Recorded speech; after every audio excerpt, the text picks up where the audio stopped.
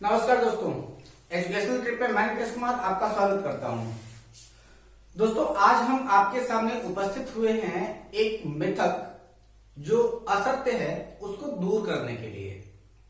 और वह ये बात है कि लोगों को लगता है कि केमिस्ट्री एक कठिन विषय है, लेकिन वास्तविकता यह है कि केमिस्ट्री की तरह रोचक और केमिस्ट्री की तरह आसान और कोई विषय हो ही नहीं सकता यदि आप इनके कॉन्सेप्ट को सही प्रकार से समझ सके।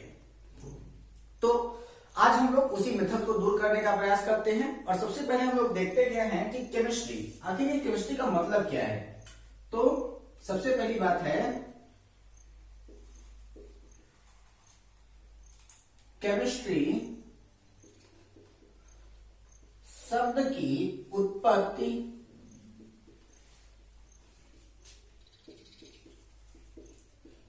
कीमिया शब्द से हुई है, जिसका अर्थ है काला। ठीक है, तो केमिस्ट्री शब्द की उत्पत्ति किससे हुई है? कीमिया शब्द से हुई है, जिसका अर्थ है क्या? काला। ठीक है, क्योंकि हमारी केमिस्ट्री का सबसे पहला जो काम शुरू हुआ था, जो ब्रॉड हमारे पास जिसका स्टडी हम लोग करते हैं, वह ऑर्गेनिक केमिस्ट्री से करते हैं। और ऑर्गेनिक्स जितने भी होते हैं वो आपके कार्बन परमाणु से जुड़े होते हैं, और कार्बन का मतलब होता है काला। ठीक है, तो केमिस्ट्री शब्द की उत्पत्ति कीमिया शब्द से हुई है, जिसका अर्थ है काला। और लेवोसियर को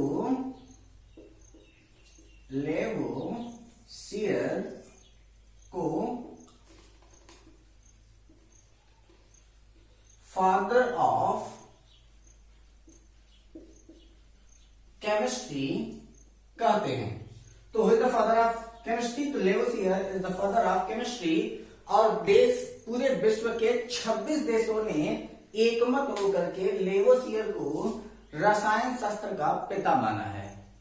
ठीक है, आज हम लोग जिस प्रकार से आपकी केमिस्ट्री के बारे में बात करने वाले हैं, यह आपके लोअर पीसीएस प्रीलिम्स और आपके लेखपाल, BHU entrance examination, SSC examination को ध्यान में रखते हुए हम लोग ये वीडियो बनाएंगे। तो सबसे पहले आप लोग ध्यान देंगे कि केमिस्ट्री को पढ़ने के लिए एटम यानी कि परमाणु का सबसे ज्यादा महत्व होता है। तो मैं आपको कुछ परमाणु क्रमांक आपको दे देता हूं, आप इसको बार बार लिख करके, समझ करके अभ्यास कर लें, ताकि आगे आने वाले कॉन्सेप्ट आपके लिए आसान हो। चलिए देखते हैं। तो सबसे पहले हो जाता है आपका क्या? परमाणु क्रमांक। ठीक है, तो ये हो जाएंगे आपके परमाणु क्रमांक। ये होगा आपका परमाणु और ये होगा उनका संकेत। ठीक है, यहां एक चीज और मैं ऐड कर सकता हूं, जिनको हम लोग कहते हैं परमाणु भार। लेकिन परमाणु भार का अभी हमारे पास यूज नहीं आएगा, जब उसका यूज आएगा तो मैं आपको परमाणु भार उसका बता दूंगा। सबसे पहले आप इतना तैयार करें। तो परमाणु क्रमांक 1, 2, 3, 4, 5, 6, 7, 8, 9, 10। एक किसका होता है? तो ये होता है hydrogen, helium, lithium,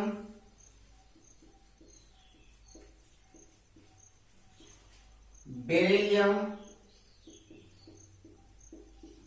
boron, carbon,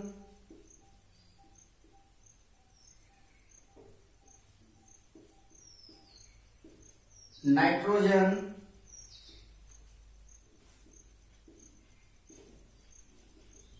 oxygen,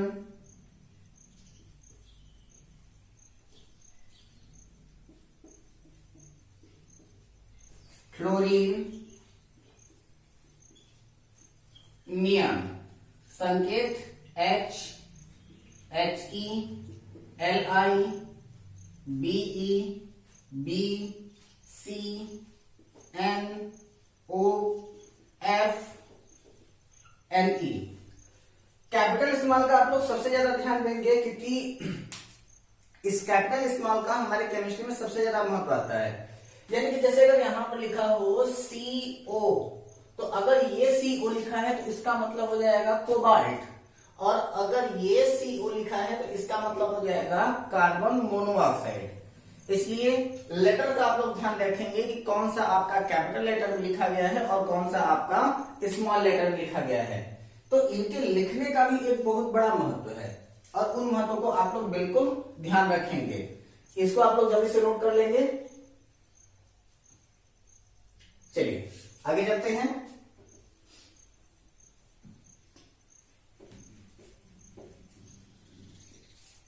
इसके बाद फिर 11, 12, 13, 14, 15, 16, 17, 18, 19, 20।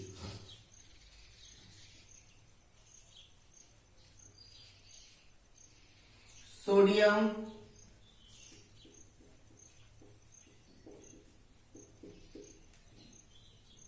मैग्नीशियम,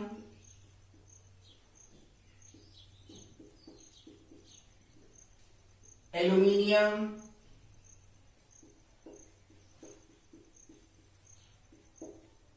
सिलिकॉन,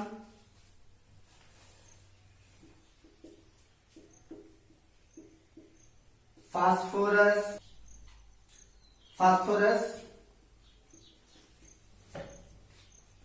सल्फर,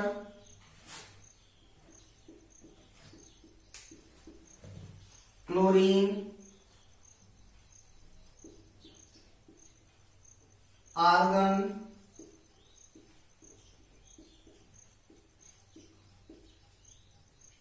पोटेशियम,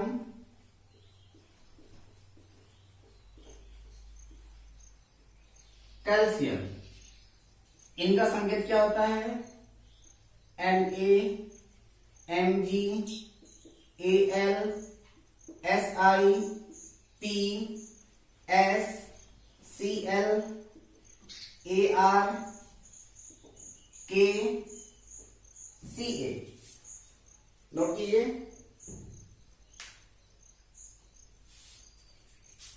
आगे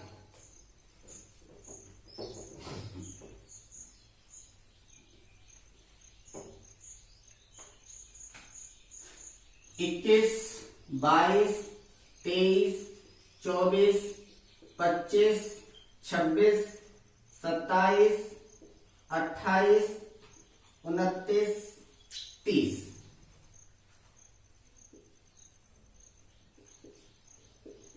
स्कैंडियम,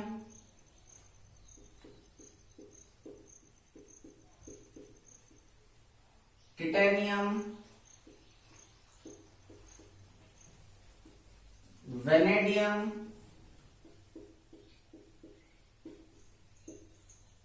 क्रोमियम, मैग्नीज, आयरन,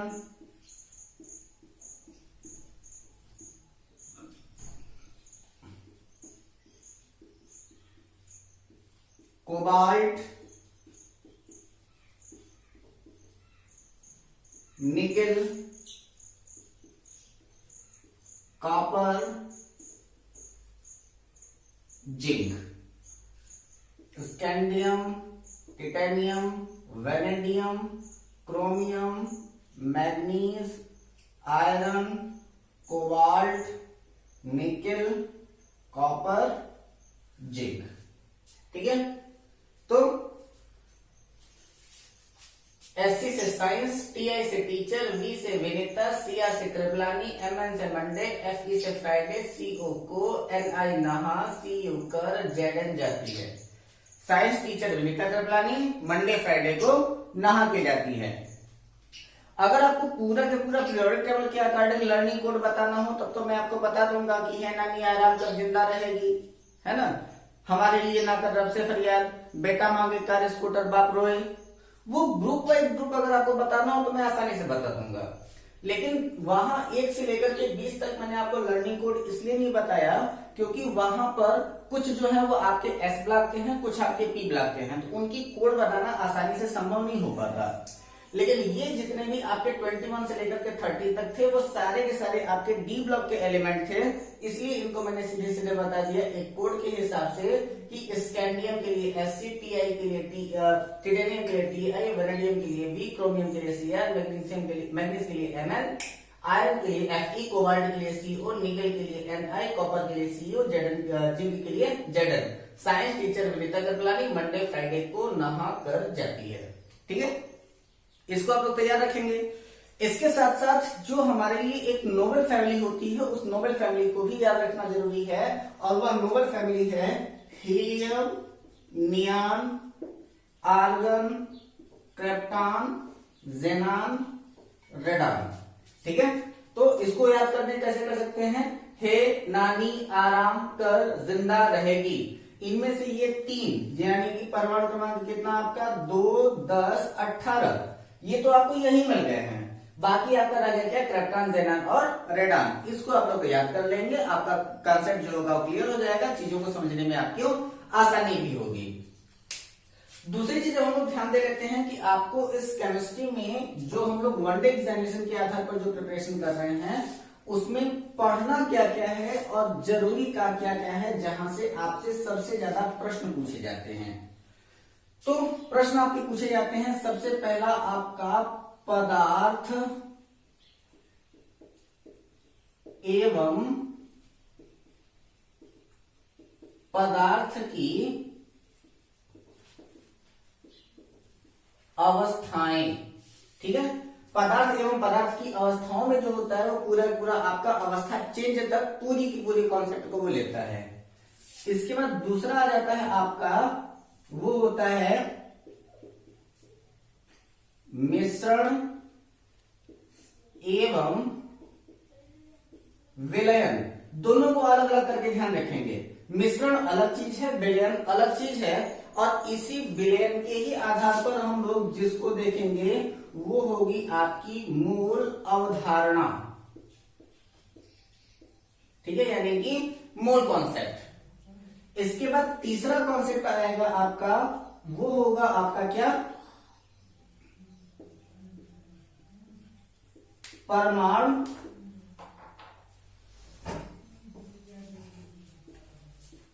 संरचना। ठीक है, कौन कौन सी? पुरानी और आधुनिक। ठीक, अगला टॉपिक आपका आएगा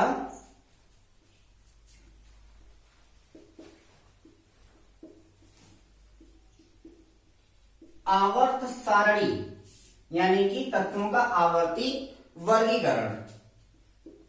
पांचवा टॉपिक जिसके बारे में हम लोग बात करेंगे वो होगा अम्ल, क्षार, लवण। सबसे इंपॉर्टेंट है ये। और अगला जो होगा ये तीन टॉपिक तो सबसे ज्यादा ही पूछे जाने वाले हैं। एक आवर्त सारणी, अम्ल, क्षार, लवण, और तीसरा है आपका धातु एवं अधातु। सातवें टॉपिक में हम लोग बात करेंगे कार्बनिक रसायन की, सामान्य कार्बनिक रसायन, कार्बनिक रसायन सामान्य। और आठवें टॉपिक में हम लोग बात करेंगे दैनिक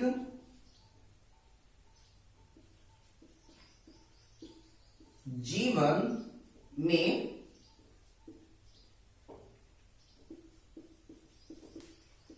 रसायन, जिसमें हम लोग बात करेंगे कि सॉप क्या है, डिटर्जेंट क्या है, कॉस्मेटिक्स क्या है, और ये सारे के सारे हमारे डेली लाइफ को किस प्रकार से इफेक्ट करते हैं।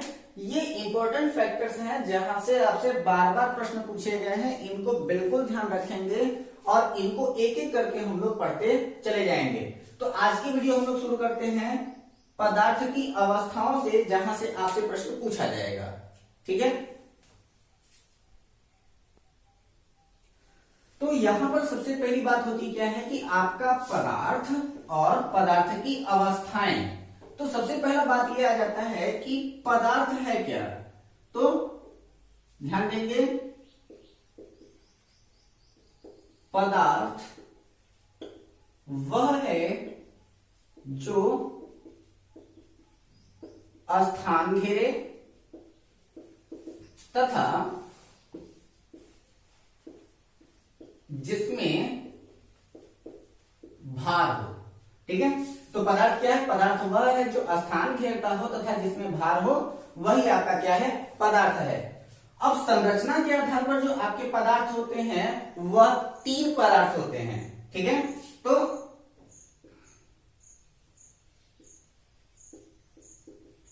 पदार्थ की 3 भौतिक अवस्थाएं हैं। कौन कौन सी? पहला ठोस, दूसरा द्रव और तीसरा गैस।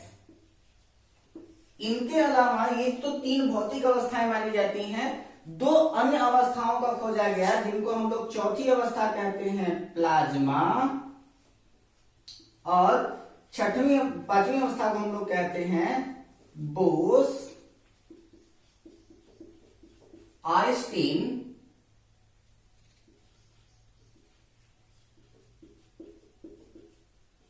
कंडेंसेट। ठीक है, ये भारत के वैज्ञानिक सत्येंद्रनाथ बोस और अल्बर्ट आइंस्टीन के नाम से इसका नाम रखा गया था, जिसका नाम था बोस आइंस्टीन कंडेंसेट।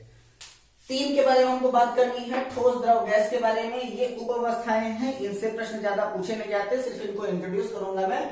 ठोस के बारे में कहा जाता है कि ठोस वह है जो आपका स्थान घेरे तथा जिसमें भार हो, वह तो आपका द्रव्य हो जाता है। जिसका आयतन एवं आकार दोनों निश्चित हो जाता है वह ठोस होता है। जिसका आयतन निश्चित और आकार अनिश्चित वह आपका द्रव हो जाता है। और जिसका न आयतन निश्चित न आकार निश्चित वह आपका गैस हो जाता है। ये है आपके प्राइमरी परिभाषा। लेकिन इसकी वास्तविक परिभाषा, अगली डिफिनेशन क्या है, इसके बारे में हम लोग बात करेंगे अपने अगले वीडियो में, जिसमें हम लोग ठोस द्रव गैस की स्पेसिफिक संरचना के बारे में हम लोग बात करेंगे। तब तक आप लोग बने रहें हमारे वीडियो के साथ। अपना और अपनों का ख्याल रखें, हंसते रहें, मुस्कुराते रहें। तथा यदि आप हमारे इस चैनल पर नए हैं तो चैनल को सब्सक्राइब करके बेल आइकन जरूर दबाएं। इस वीडियो को ज्यादा से ज्यादा लोगों को शेयर करें। और अगर हमारी यह वीडियो आपको पसंद आई हो तो अपनी राय हमारे कमेंट बॉक्स में देना ना भूलें। धन्यवाद।